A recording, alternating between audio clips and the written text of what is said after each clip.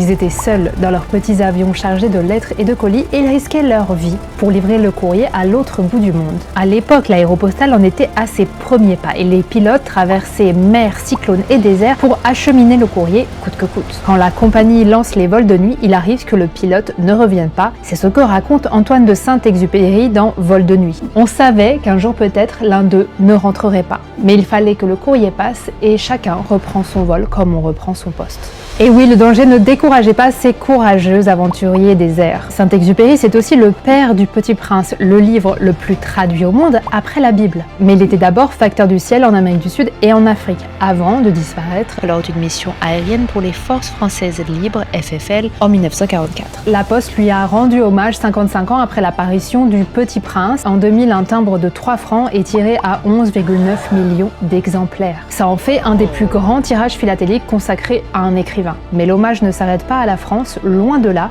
Plus de 70 émissions différentes ont vu le jour à travers le monde.